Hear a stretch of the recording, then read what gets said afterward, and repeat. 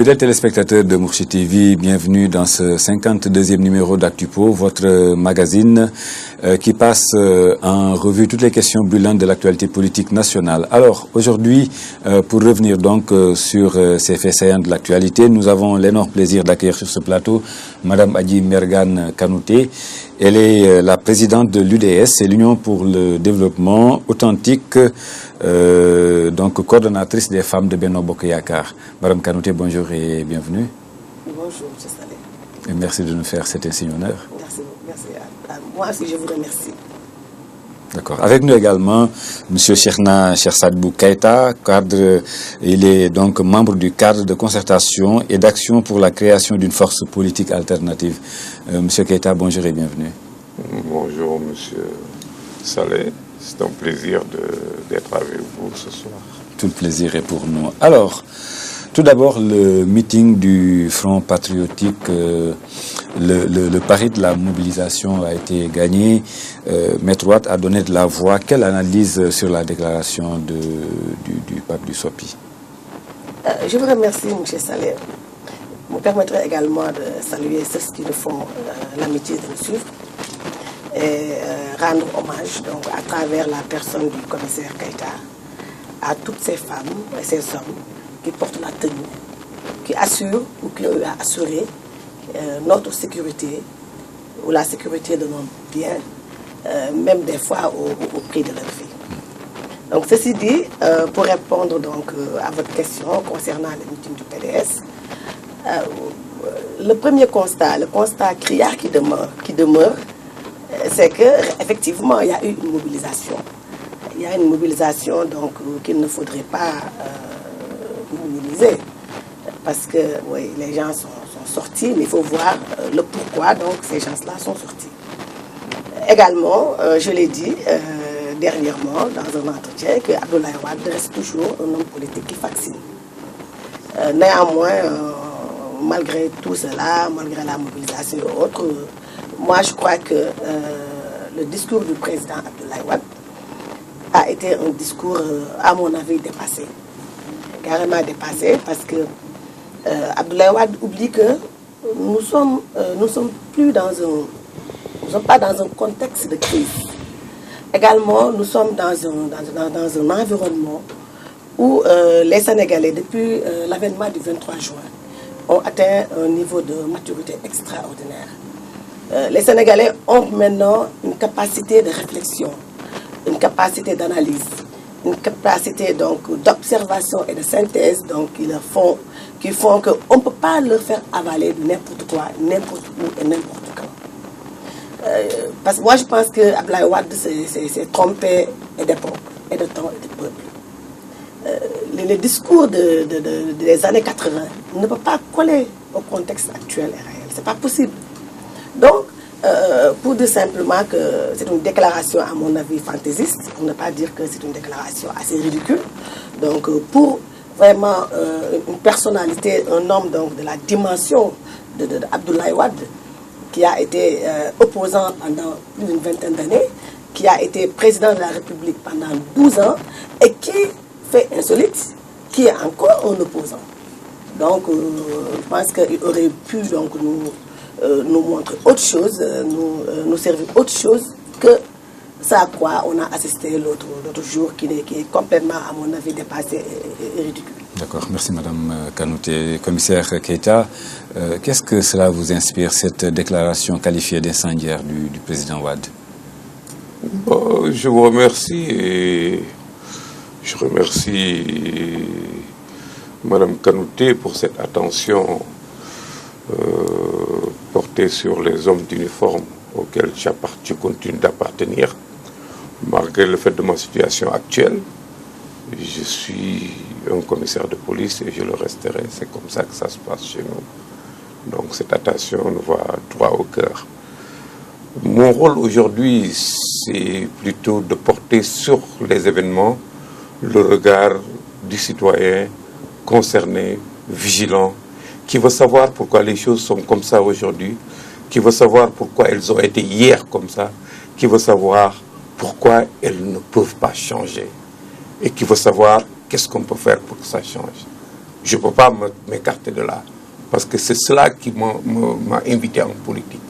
Je suis venu parce que je suis persuadé que depuis très longtemps, il y a à faire, que des gens sont essayés, mais que ce n'est jamais inutile d'apporter sa pierre à l'édifice. Donc quand, à ce moment-ci, j'assiste à une confrontation entre ceux qui nous dirigent et ceux qui portent le manteau d'opposant, celui qui a été là depuis très longtemps pour s'opposer, ensuite pour nous gouverner, et qui aujourd'hui, comme l'a dit madame, redevient un opposant, d'ailleurs le seul véritable opposant qui soit, parce que l'espace politique est occupé aujourd'hui par un pouvoir qui a su fédérer n'importe comment autour de lui et l'opposition et tous les partis politiques, presque l'essentiel des partis politiques au sein de Benno Bokk Yakaar ou sous d'autres formes, une partie de la société civile au sein de la coalition ou avec des formules que nous ne maîtrisons pas, quand à côté nous avons un parti qui presque seul est resté dans l'opposition de manière visible et qui reste et qui est inerte. Il n'y a que son secrétaire général qui agit, qui essaye de faire en sorte que sa position dans l'opposition soit signifiée par quelque chose. Il y a de quoi s'interroger. Aujourd'hui donc, mon avis est que Maître Abdoulaye Wade a fait une sortie utile pour son rôle, utile pour la mission qu'il s'est assignée, parce que en réalité aujourd'hui, ce qu'il me semble être l'essentiel pour lui, c'est de sortir son fils de prison. Ce qu'il me semble être l'essentiel aujourd'hui, c'est de faire en sorte que le jeu du procès tel qu'il est en train de se dérouler soit faussé, soit influencé par d'autres éléments extérieurs. C'est le sens que je peux donner à cet appel-là et consort. Vouloir influencer le cours des événements en y apportant quelque chose qui, à mon sens, n'a pas à jouer là. Bien évidemment, il y a un certain nombre d'ingrédients qui sont là, qui font que son appel pourrait correspondre dans l'esprit de certaines personnes à quelque chose de très à propos. Pourtant, commissaire, malgré tout ce qu'on dit, Maître Wade a déclaré qu'il n'a point appelé à un soulèvement insurrectionnel, mais qu'il conduit une bataille politique pour faire libérer donc les responsables de son parti qui ont été arrêtés, dont son fils. Mais entre ce qu'il nous dit faire et ce que nous tirons du message qu'il envoie, il y a deux choses. Moi, il n'a qu'à émettre et me laisser comprendre. Effectivement, il a appelé à un soulèvement. Il a appelé à un soulèvement parce qu'il croit qu'aujourd'hui, compte tenu du climat dans lequel le Sénégal se trouve, de cette situation de mécontentement généralisé, de la pauvreté persistante, du désarroi dans lequel les populations sont plongées par un certain nombre de facteurs, il croit que le terreau est favorable à l'explosion d'une révolte populaire. D'autant que le cas du Burkina Faso est venu alimenter les imaginations et nous porter dans toutes les directions. Alors là, il vient y ajouter son jeu. Moi, je le comprends comme ça, pas autrement. D'accord, merci, commissaire. Madame Kanouté, que le président Wade a continué à avertir que Macky Sall ferait mieux de répondre donc à ces interpellations sur notamment l'affaire ArcelorMittal. Oui, moi, ce que je veux dire, Abdoulaye Wade a appelé, il y a eu un appel à l'insurrection. Même si le président Abdoulaye Wade le nie, sa déclaration est là, on l'a suivi en direct. Abdoulaye Wade a dit, si le président Macky Sall ne répond pas dans les 72 heures, je ne vous retiens plus. Et là, il s'adresse à ces jeunes. Parce qu'il avait dit, c'est moi qui retiens ces milliers de jeunes à marcher sur le palais. Les 72 heures qui suivent l'organisation de l'OIF. Voilà, de la francophonie. Donc, mais il faudrait qu'il sache qu'il n'est pas le maître de l'agenda du président Macky Sall. Le président Abdoulaye Wade, ce n'est pas à lui de commander le calendrier du président Macky Sall. Le président Macky Sall s'est déjà exprimé sur l'affaire ArcelorMittal. Et je crois que le ministre des Finances également l'a fait. Donc, si le président doit revenir encore sur tout cela, vraiment, parce que ce sont des allégations qui sont gratuites. Maintenant, si le président veut donner suite à toutes ces allégations, il le fait selon son calendrier, sans empressement. Il ne revient pas à une tierce personne ou bien au président Wade de demander à Macky Sall, ici et maintenant, de nous donner des réponses par rapport à des questions donc, bien déterminées. Tout à l'heure, le commissaire a parlé de désarroi. Le désarroi qui nous a mis dans ce désarroi. Mais c'est les 12 ans de gabegie. Il y a 12 ans de gabegie du régime d'Abdoulaye Wade. Quand maintenant, ce même président, l'ex-président Wade, vient nous parler de bonne gouvernance, de bonne gestion dans les affaires publiques, c'est à ne plus rien y comprendre. Nous l'avons chassé du pouvoir à cause de cela. Nous nous sommes mis ensemble dans le M23. Nous nous sommes battus pour que Abdoulaye Wade laisse le pouvoir parce qu'il y avait la corruption, il y avait la gabégie, il y avait beaucoup de choses qui ont fini par révolter les Sénégalais. Et également le fait d'être un anti-républicain. Donc tous ces facteurs-là ont contribué largement donc, à la défaite donc, du président Abdoulaye Wade. Maintenant, si maintenant le même Abdoulaye Wade vient nous parler de bonne gouvernance, de gestion vertueuse, de transparence, ça c'est autre chose. Et à moins de 2 ans de la perte du pouvoir.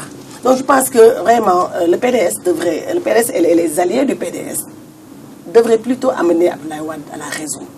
Quelqu'un l'a dit, Abdoulaye Wade ferait mieux donc d'intégrer la case des tout petits. On ne dirait pas non, parce qu'à son âge, c'est normal. À son âge, Abdoulaye ne peut pas être toujours aussi serein. Ce n'est pas possible. Quand on a plus de 90 ans, il y a des choses qui manquent.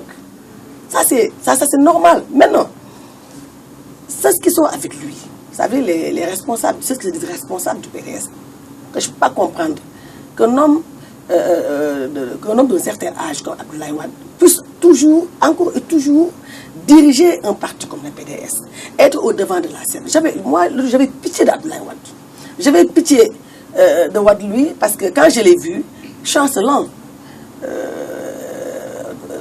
très âgé, même si le verbe n'a pas changé, on retrouve toujours le Wade avec beaucoup de hargne, détermination, et ça, on sait le pourquoi. Parce qu'il veut se battre pour faire libérer son fils. Le combat d'Abdoulaye Wade, ce n'est pas le combat... Et ce n'est pas juste raison, vous trouvez? Non? Oui, mais ce que moi je veux dire, ça veut dire qu'on peut se battre pour son fils. On sait que chacun de nous, quand tu as un enfant, tu voudrais que ton enfant soit parmi les meilleurs. Tu voudrais que ton enfant soit à tes côtés. Tu voudrais que ton enfant soit en liberté, libre de ses gestes et mouvements.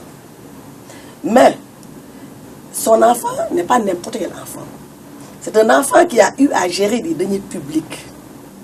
Je pense qu'à la fin de chaque mission, l'intéressé doit rendre compte.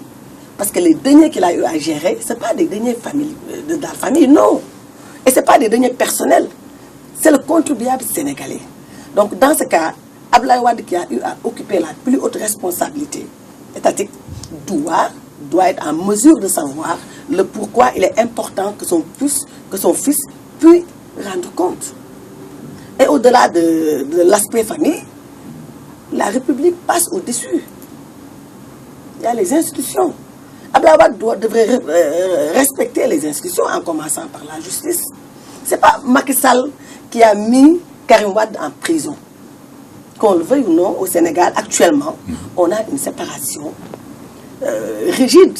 On a une séparation des pouvoirs. Macky Sall, c'est l'exécutif. Pourtant, Karim n'arrête pas de clamer qu'il est un détenu politique. Mais cette bonne guerre, c'est le discours d'un politicien. Karim Wade est un politicien. Il n'est même pas un politique. C'est un politicien à l'image, à la dimension de son papa. Ce n'est pas pour rien que Babacar Gaye a voulu que Karim Wade soit le candidat du PDS. Il n'est pas n'importe qui côté politique. C'est quelqu'un de très intelligent. Son père l'a dit et lui aussi, il l'a démontré à la face du monde. Mais vous ne pensez pas qu'avec cette démonstration de force, Macky Sall ne serait pas en train de perdre du terrain? Quelle démonstration de force? La mobilisation? Oui. Mais on se rappelle la mobilisation du PDS en 2012, avant la perte du pouvoir. Dans la même semaine que Wade a perdu le pouvoir, il avait fait une mobilisation monstre. Ils ont même parlé de plus de 1 million, de 3 millions de personnes. Et ils ont perdu le pouvoir. Non, ce n'est pas ça qui est important. Nous, ce qui est important présentement, ce n'est pas la mobilisation. Ce n'est pas mobiliser pour montrer aux yeux des Sénégalais et des Sénégalaises qu'on est comme ça, les gens sont avec nous. Non. L'essentiel pour nous présentement, c'est de nous mobiliser autour du plan Sénégal émergent. De prendre à bras le corps et de prendre de façon déterminée et engagée les préoccupations des Sénégalais en termes d'emploi, en termes d'éducation, en termes de santé, en termes d'habitat. C'est ça maintenant la priorité. Et c'est autour duquel donc nous devons nous mobiliser élancablement pour vraiment un Sénégal où les inégalités donc, sociales donc, seraient un mauvais souvenir. D'accord. Commissaire Keïta, il y a aussi le frère du président de la République qui veut traduire Maître Wade devant les tribunaux pour diffamation, une réponse judiciaire à une déclaration politique. Est-ce que ça en valait la peine, selon vous? Bon, c'est un problème qui est sur la table. Chacun y entre ou en sort comme il l'entend. L'espace judiciaire est là pour arbitrer entre les citoyens qui se croient en conflit. Je ne dis pas qu'ils sont en conflit, il suffit seulement de se croire en conflit pour avoir le droit d'ester en justice. Bon, je voudrais, madame, je n'ai pas l'habitude d'échanger dans le genre, parce que nous, dans la dimension de débat que nous voulons inaugurer, nous voulons éviter que les débats portent sur des échanges épistolaires tels qu'on a l'habitude de voir dans l'espace. Alors, vous me donnez l'occasion véritablement d'attirer l'attention sur deux choses qui sont essentielles. Oui. Ce pays a besoin de changer. Et quand on dit qu'il a besoin de changer, c'est pas seulement dans la manière, par le changement des hommes qu'il dirige, mais c'est dans la manière dont il est dirigé, dans la manière dont les institutions fonctionnent. Et là, quand j'entends dire que la séparation des pouvoirs est réelle dans un pays comme le Sénégal encore, vous me permettrez de dire qu'il reste encore beaucoup à faire sur ce plan-là. C'est-à-dire? Il reste beaucoup à faire. Allez voir avec l'éviction du procureur Ndaw. Oui, de la CREI. Ndaw, l'éviction du procureur Ndaw, qui est un cas d'école. J'ai entendu quelqu'un du côté du PDS féliciter le président de la République parce que Ndaw voulait arrêter 8 de leurs pères et le président a réagi en l'enlevant. Celui-là nous apporte une illustration de l'absence totale de séparation de pouvoir dans ce pays-là. Quand le président de la République peut être félicité par un opposant parce qu'il a enlevé un procureur qui voulait arrêter des gens. Donc vous voulez dire qu'on n'a pas au Sénégal une justice indépendante? Non, on n'a pas une justice indépendante. C'est ce que j'allais dire, j'allais en arriver là. Pour ces matières-là de traque des biens mal acquis, c'est un appareil qui est là et dont les acteurs ont pour vocation de ne pas être indépendants. Parce que l'appareil fonctionne de manière à servir à un exécutif de solutions. D'abord, pour régler des problèmes tels qu'ils sont en train de le faire, mais ensuite pour neutraliser des opposants. Le PDS a perdu à Saint-Louis parce que tous les leaders qui sont à Saint-Louis sont verrouillés. Ousmane Ngom dit qu'il est en prison à ciel ouvert. Madi Kenyan ne bouge pas. Cheikh Tidiane Sy ne bouge pas parce que son fils était en prison. Et on a créé toute une situation de peur dans laquelle ces cadres se sont trouvés enveloppés pour ne pas apporter la réplique politique qu'il fallait et peser sur la balance pour que le PDS ne perde pas. Nous sommes dans une logique de préparation des élections de 2017 et nous avons un système qui met en place tous ces moyens pour amener les Sénégalais à le reconduire quel que soit son bilan. C'est un appareil qui est en train d'organiser le maillage du territoire, qui est en train d'organiser l'occupation des espaces, qui est en train d'organiser l'utilisation des forces. Et parmi ces forces-là, il y a la justice.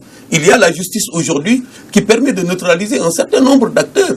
Et c'est le cas de Karim Wade est juste un cas, est juste un instrument pour neutraliser tous ceux-là qui sont là et qui pourraient être poursuivis pour quelque chose. Je ne défends pas ceux qui sont poursuivis parce que la raison pour laquelle je dis que les gens du PDS ne sont pas fréquentables, c'est parce que c'est une population de gens qui ont des comptes à rendre à la République et aux citoyens. Leur leader en premier n'a jamais eu le droit de dilapider nos ressources en donnant des 50 millions et des 100 millions. Ça, c'est une autre affaire. mais ce qui est réel dans cette histoire-là, et qui doit nous pousser, nous, citoyens sénégalais, à réfléchir sur notre sort, à la manière de nous positionner par rapport à ces forces politiques qui sont là et qui, en fait, sont les mêmes. Ils ne changent pas, ils ne changeront pas. Ceux du pouvoir sont les mêmes que cela, et c'est un jeu de « hop-toi que je m'y mette ».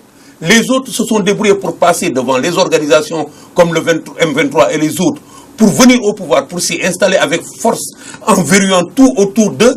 Et nous avons un pouvoir qui ne tourne pas autour d'un parti, mais qui s'identifie à plusieurs sortes de coalitions. À côté, nous avons une opposition que le pouvoir tient à tenir là. Tu ne bougeras pas jusqu'après 2017. À côté de ça, nous allons aménager autour de nous pour faire avancer les choses. Vous nous parlez de Sénégal, plan Sénégal émergent.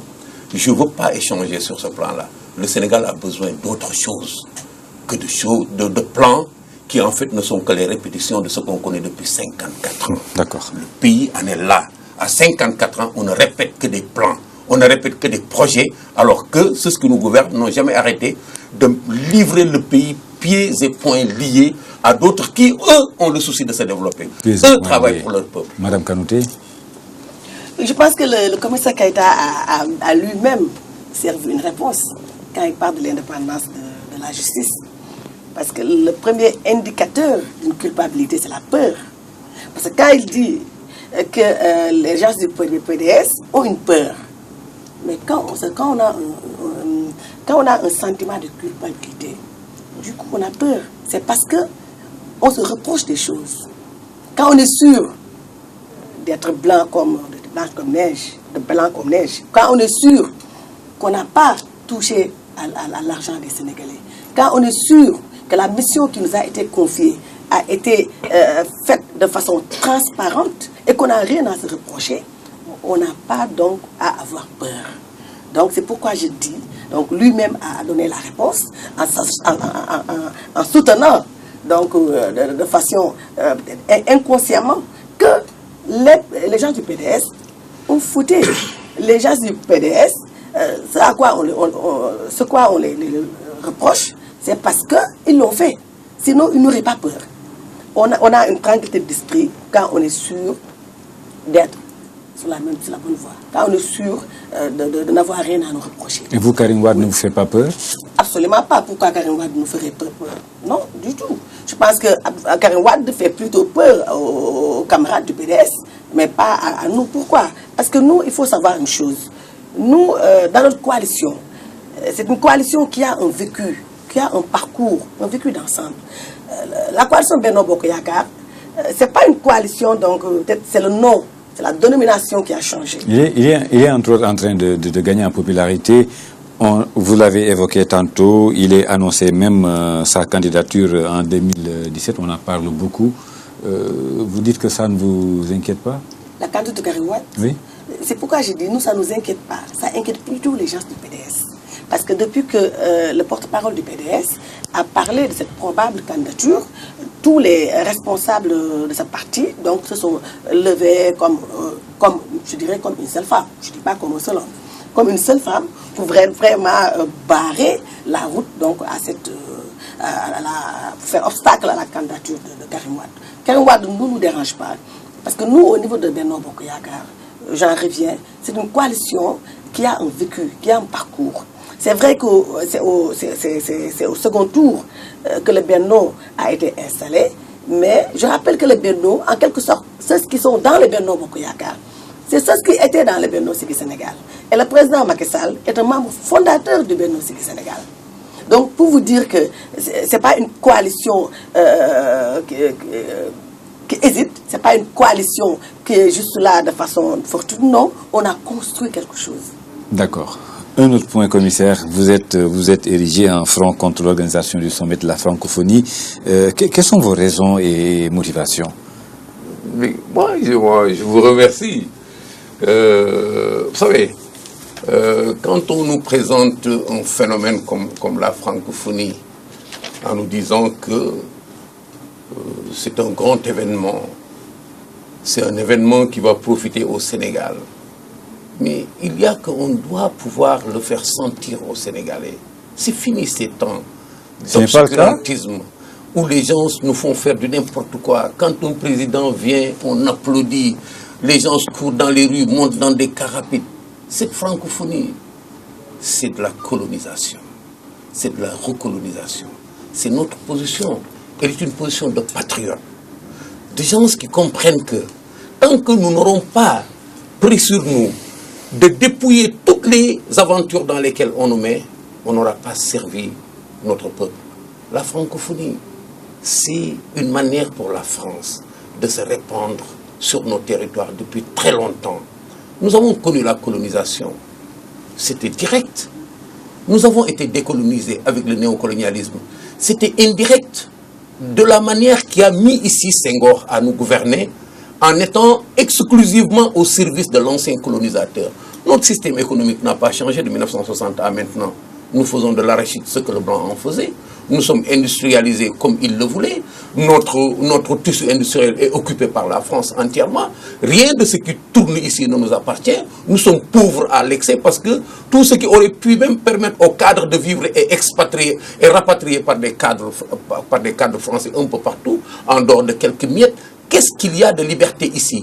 Et quand cette France, sous le prétexte de la francophonie, aujourd'hui plus qu'hier encore, se décide à nous réenvahir parce que la France est en déclin, l'Europe est en déclin, le centre du monde a bougé, on nous dit aujourd'hui que la francophonie c'est magnifique. Quand la francophonie nous empêche de nous occuper d'autres questions, et on dépense des 57 milliards pour une maison qui va fonctionner 3 jours et se fermer, quand nous n'avons pas, nous, l'honneur d'avoir le droit à la propriété et qu'on nous mette 7 milliards dans les rues de Dakar pour balayer, qu'on enlève nos enfants qui vendaient ici parce qu'on n'a pas trouvé de solution pour eux. Ils sont venus à Dakar parce qu'ils n'avaient pas de solution dehors. Et on nous dit, ça c'est magnifique, sortez, applaudissez. Mais qu'est-ce que c'est que ça? Je peux être d'accord que la francophonie est une bonne chose, mais que ceux qui l'organisent disent aux gens ce qu'il y a dans la francophonie en dehors du folklore, de la gabegie, des réunions, dont on ne connaît pas le fond, mais qui sont là avec des gens encravatés dans des couloirs. Mais c'est ça la francophonie en réalité, avec des goûters de mets sénégalais, avec des retrouvailles entre Africains, avec des discours sur les langues. C'est quoi? Nous avons d'autres priorités aujourd'hui. Même si c'était bon, juste parce que culturel, nous avons des priorités tellement profondes que nous aurions dû utiliser ce temps-là à mieux faire. La francophonie, c'est la colonisation.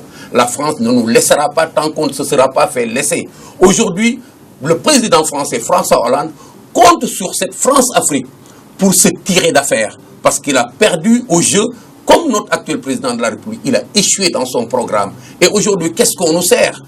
Un projet économique dans le cadre de la francophonie. Un projet de défense dans le cadre de la francophonie. Un projet de gouvernance dans le cadre de la francophonie. C'est quoi cette histoire-là? Et il n'y a que quelques individus qui sont autour de ça, informés, qui savent, et qui vont signer plein de trucs pour nous. Mais c'est indécent. Nous sommes un peuple, nous ne sommes pas une association. Nous sommes un peuple, nous ne sommes pas un groupe. Chacun doit savoir. Ceux qui s'engagent pour nous doivent nous respecter. S'ils nous respectaient, ils nous auraient informés amplement de ce qu'il y a là-dedans. La francophonie, c'est la colonisation. Ça, c'est aux autres de le démonter. Nous, c'est à cette position que nous nous mettons pour combattre la francophonie. D'accord. Vous venez d'entendre le commissaire Keïta qui pense que la francophonie est une autre forme de colonisation. Vous avez certainement une autre définition de la francophonie. Oui, absolument. Parce que pour moi, la francophonie, le sommet de la francophonie, c'est juste un meeting. C'est quoi un meeting? C'est une rencontre. Pour moi, c'est une rencontre de sommité et de peuple. Pour faire quoi? Pour moi, cette rencontre, ce meeting-là, va permettre de mieux réfléchir, de travailler sur l'instauration et le développement de la démocratie, sur également l'intensification du dialogue, sur le rapprochement des peuples en vue de nouer, des peuples francophones, en vue de nouer une solidarité par des actions multilatérales qui va effectivement jouer sur l'essor de l'économie. Pour moi, c'est cela. Maintenant, parce que moi, j'ai entendu le front donc auquel appartient le commissaire Keïta. Oui. Ils ont parlé de tutorat impérial. Et moi, je me pose la question, de nos jours, c'est inconcevable, c'est même incompréhensible qu'on puisse parler de tutorat impérial.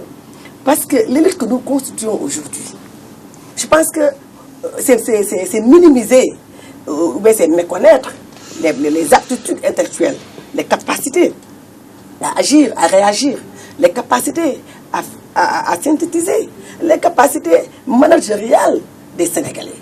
On ne peut pas présentement, ce qui s'est passé il y a des siècles, l'esclavage, la colonisation, ça ne peut plus être de mise de nos jours, ce n'est pas possible. C'est pourquoi je dis, ceux qui sont dans le front anti-sommeil, c'est eux qui nagent, qui sont dans l'erreur.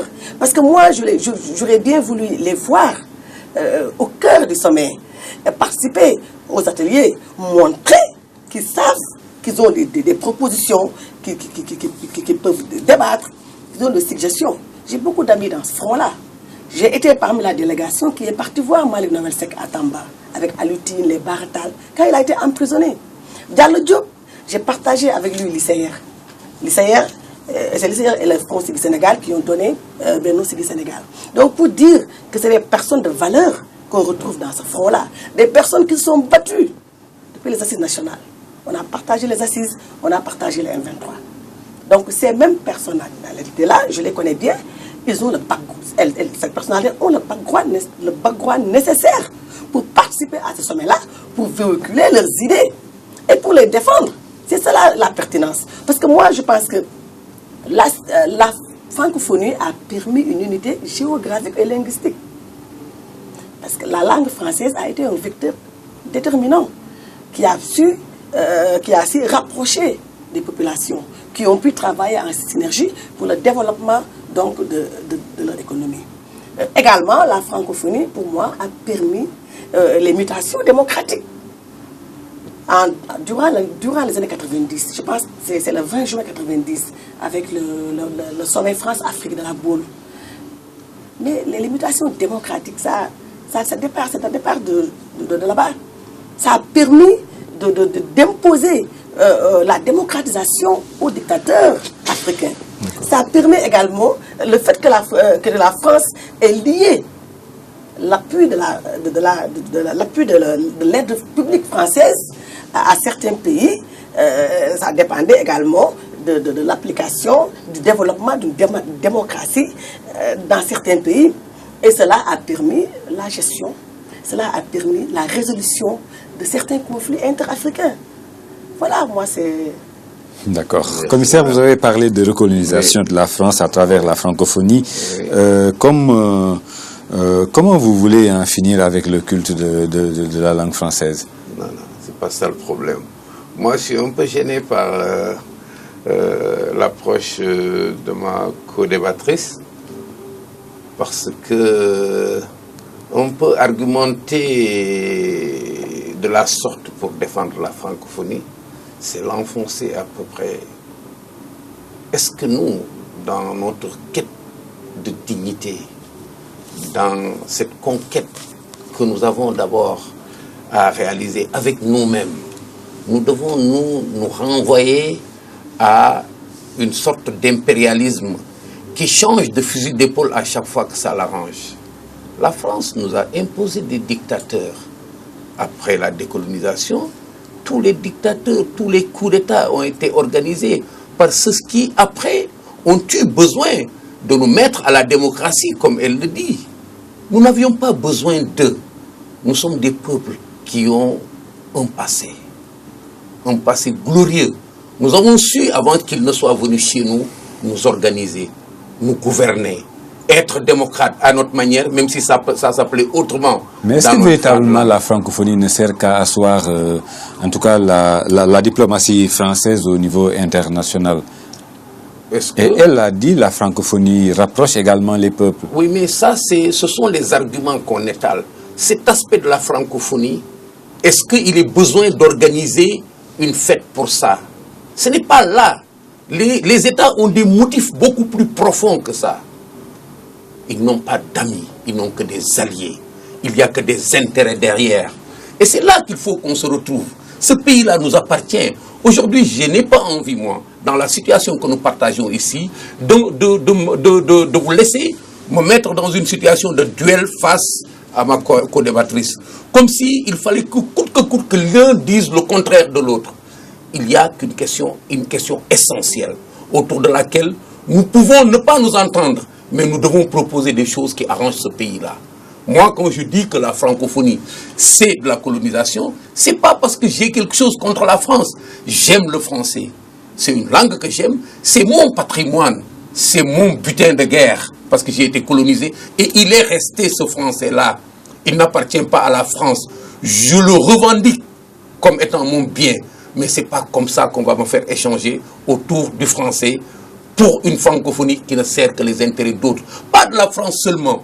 La France est le tête de pont d'une Europe qui prépare l'Europe des années 2050 à partir de nous, qui compte sur nous pour regagner du terrain encore. Ça, c'est un débat assez vaste dans lequel nous nous sommes essayés, qui ne peut pas tenir ici à l'occasion d'une émission. Mais nous sommes sincères, patriotes sincères. Ce que nous disons, le temps que nous y mettons n'est pas un temps que nous voulons perdre, ni pour paraître, ni pour autre chose. Effectivement, la francophonie, c'est de la colonisation, véritablement. Et nous le disons pour tout le bien que nous souhaitons à notre pays. Maintenant, eux qui l'organisent peuvent le présenter sous ces couverts-là, sous ces vêtements-là et consorts, effectivement, qui correspondent à une certaine réalité. Quand tu appelles des gens à une francophonie qui comprend un aspect de festival, un aspect de festivité, on peut le présenter comme ça. Quand on appelle les gens sous le prétexte de la langue, on peut broder des discours qui prêtent à ça. Mais aller à l'université, nous avons des panels qui vont fonctionner comme eux. Ils nous ont interdit de parler au public. Aujourd'hui, ils nous ont interdit de parler au public. Ils nous ont interdit de marcher. On n'aura pas de concert. C'est comme ça qu'ils en ont décidé. Mais nous aurons la possibilité de parler entre gens des lettres pour nous dire ce que nous connaissons et qui fait comprendre autrement la francophonie que comme ils le présentent. Il faut que ce dialogue-là auquel elle nous invite, nous qui avons encore des références qui lui permet de dire que nous représentons quelque chose de valeur dans ce pays, il faut qu'on nous laisse nous exprimer librement par rapport à un sujet qui nous concerne tous. Parce que la démarche est vue comme un trouble à l'ordre public, c'est ça? Moi, je m'appelle Cherna Keita. C'est pourquoi c'est interdit toutes ces organisations. Je continue, je m'appelle Cherna Keita.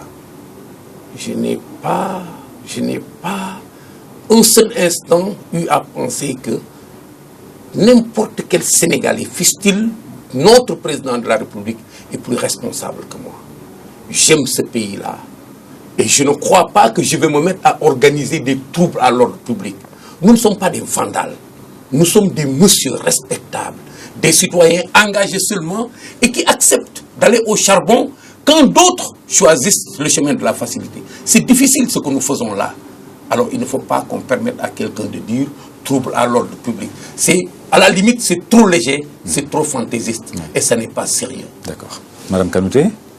Oui, le front réclame et exige, le front anti-sommet réclame le droit de manifester. Oui, pourquoi vous ne laissez pas manifester Mais c'est là où eux, ils veulent manifester. Parce qu'ils ne peuvent pas manifester là où il y a 35 chefs d'État. Même si on est à la veille de l'ouverture. Ils sont en train de manifester parce qu'ils vont le faire dans l'université. Ce que moi je ne comprends pas par ailleurs. Le front réclame le droit de manifester, mais interdit à l'État le droit de tenir le sommet, la francophonie. Interdit, vous avez dit? Parce que le front anti-sommet francophonie, c'est quoi? Mais ne pas être d'accord ne signifie pas forcément interdire. Non, mais laissez-la terminer. Quand je veux interdire, c'est-à-dire ne pas être d'accord avec la tenue du sommet. Eux, ils réclament, ils veulent qu'on leur laisse manifester. Mais eux également, ils ne veulent pas que l'État puisse tenir une manifestation de la francophonie. C'est assez contradictoire. Donc je pense que c'est assez contradictoire. Moi, je suis d'accord que les gens ont le droit de manifester parce que c'est dans la charte fondamentale. On a le droit de manifester. Ça, personne n'y peut rien. Nous, on s'est battus pour ça. Du temps d'Abdoulaye Wade avec les F23, on s'est battus pour le droit de manifester.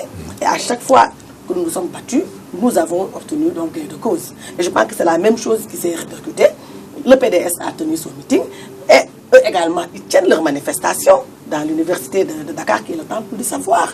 Et je pense que des réflexions aussi poussées, aussi pertinentes qui vont, qui sortiront donc de ces débats-là. Il n'y a pas meilleur lieu, meilleur espace que le temple du savoir. Maintenant, il a dit quelque part, le commissaire, que j'aime bien d'ailleurs, que Macky Sall a échoué. Et là, je voudrais juste dire au commissaire, Macky Sall nous a donné un avant-goût du plan Sénégal émergent. Et cet avant-goût-là, tout le monde, donc, même les aveugles, même quand on est aveugle, on sait que Macky Sall a fait quelque chose. On a la CMU, les bourses familiales, on a la baisse sur le prix du loyer. Il y a autant de choses. La gratuité des soins de santé pour les enfants de 0 à 5 ans. Mais ce n'est pas effectif partout. L'accessibilité, si. Ça pose véritablement problème dans certaines structures sanitaires. Il n'y a pas de suivi. Oui, c'est peut-être les populations qui ne sont pas informées de façon directe.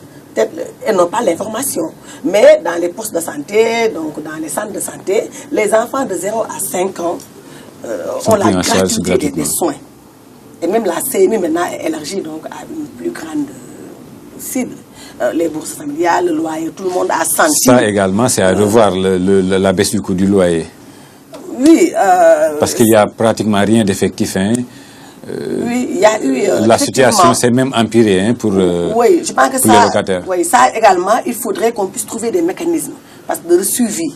Parce qu'on s'est rendu effectivement compte que quand un locataire quitte un appartement, le propriétaire ramène le prix initial. Et ça, je pense que c'est pas... le gouvernement va... Ou bien même, voilà, ou même à la hausse. Et ça, je pense que le gouvernement pourrait y trouver donc, des solutions. D'accord. Commissaire, toutes ces actions que vous êtes en train de mener, auront-elles un impact?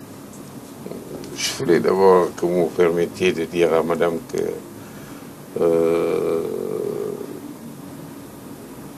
le gouvernement du président Macky Sall a échoué pour nous. Ça ne se lie pas avec les instruments que vous venez d'afficher. Je vous ai dit que notre préoccupation, c'est d'aller avec les Sénégalais autrement. Ce pays-là, nous pouvons le changer, c'est sûr. Et quand quelqu'un le prend et se met à le conduire de manière à ne pas nous assurer des changements qu'il peut apporter, que ce soit le plan Sénégal émergent ou autre chose, nous disons que ça ne marche pas. Vous savez, ce pays-là connaît un mal tellement profond que ce n'est pas dans des schémas calqués, des anciens schémas et copiés de recettes qui existent encore dans toutes les universités, partout en Europe, dans toutes les écoles, même à l'université de Dakar ici, qu'on va changer ça. Il faut d'autres attitudes. C'est nous, par rapport à ça, à ce recul, que nous disons qu'il faut changer beaucoup de choses. Ce pays-là est tombé trop bas. Le mal est trop profond.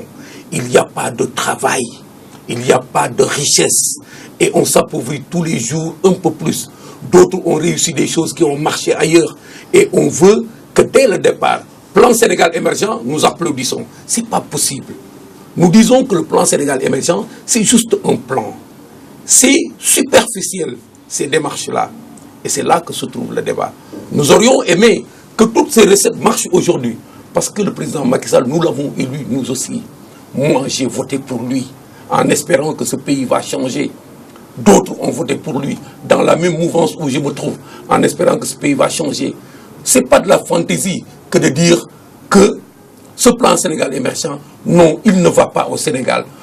J'aurais aimé qu'il aille au Sénégal, qu'il lui procure tout le bien que nous lui souhaitons. Mais sincèrement, dans un débat plus large, nous aurions pu débattre de ça.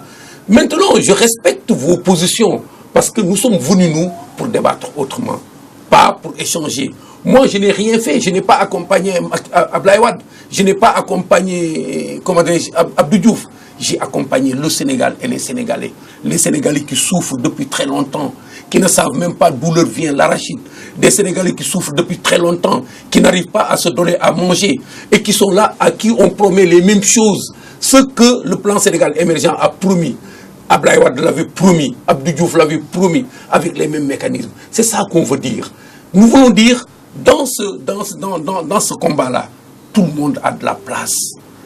Tout le monde, que ce soit l'APR ou quelqu'un d'autre. Même le président Macky Sall a de la place, mais pourvu qu'on pose les véritables problèmes du Sénégal et qu'on se mette à les régler véritablement. Il ne faut pas que nous tous, on soit embrigadés dans un système qui ne va être que la répétition des autres. On n'a plus le temps.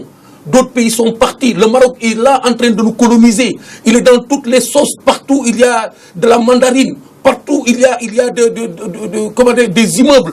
Partout, il y a du marocain. Dans toutes les choses. Et ce n'est pas bon. Nous sommes capables de faire autant qu'eux. Nous, c'est le débat que nous posons. C'est là véritablement qu'il faut qu'on se retrouve avec les autres Sénégalais. Moi, je ne suis pas venu là pour faire dans le même débat que le PDS qui va dire Abdoulaye Wade bi mu defee nii xoolal nu mu tëddee encore autoroute à péage bi. Ce n'est pas ça le véritable débat. Notre débat, il doit être constructif. Quand nous disons que ça ne va pas avec le plan Sénégal émergent, c'est parce que ça ne va pas. Quand nous disons la solution qui est pratiquée à l'université n'est pas la bonne solution, c'est parce que ce n'est pas ça. L'université n'a pas un problème de bourse, n'a pas un problème de système. Principalement, les étudiants ont un problème de débouché. Ils ont peur de demain. Ils ont peur, ils ne peuvent pas sortir. Ils sont à 40 ans encore dans des chambres. Ils ont peur. Ils sont 120 000, autant que tous les fonctionnaires de l'administration, là à l'université, alors que nous ne partons pas tous à la retraite le même jour. C'est ça notre problème. Nous avons peur de ce qui ne sera pas fait aujourd'hui si nous ne prêtons pas attention pour changer la donne ici dans ce pays. C'est ça qui nous fait militer, nous. Et moi, j'aurais aimé que, en d'autres endroits, nous tous Sénégalais, nous puissions en parler, mais sans défendre des positions de chapelle. Nous ne défendons pas de position de chapelle. Nous reconnaissons même que nous pouvons commettre des erreurs. Mais chemin faisant, chacun pourra y apporter quelque chose. D'accord, merci commissaire. Madame Kanouté, un autre point qui me semble également important, le président Abdou Diouf, dans ses mémoires publiées récemment en France, a fait plusieurs révélations. Quelle lecture? Oui, permettez-moi d'abord de revenir un tout très petit vite, peu, s'il vous plaît. Oui. Juste pour dire que nous avons hérité un héritage désastreux. Donc, que ce soit de côté financier, de tous les côtés. Voilà. Donc, ce qui fait que ce que le commissaire est en train de dire, moi je comprends. Et je pense que c'est ce à quoi nous nous attelons. Agir et réagir vite. Pour ne pas être le dernier de la classe. Je pense qu'on est sur ça. Le président Macky Sall n'a pas encore fait 3 ans. Donc, les choses vont se faire progressivement. Mais il faut qu'on reconnaisse également qu'il y a des acquis. Il y a des avancées remarquables qui sont également remarquées. Donc, ce qu'il nous a montré, vraiment, nous rassure. D'accord. Il rassure pour le moment. Et je pense que cela va aller crescendo, parce qu'en 3 ans, ce qu'il a réussi à faire, des gens ont été là 12 ans, ils ne l'ont pas fait.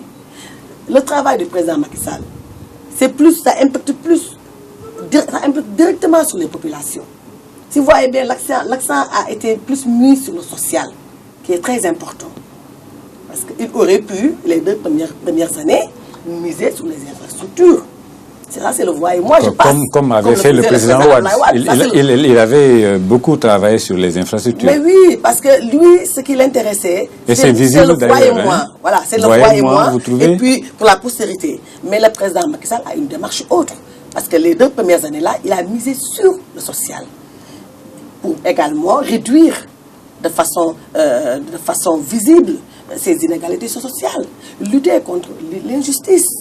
Donc c'est pour cela, d'où la CMU, comme je dis tantôt, d'où les bourses familiales, d'où la baisse du loyer. Donc c'est important. Ce n'est pas parce qu'il n'y a pas encore d'édifices sortis de terre, il n'y a pas des infrastructures à la dimension de ce qui a été réalisé, qu'on ne sent pas ce qui est en train de se faire.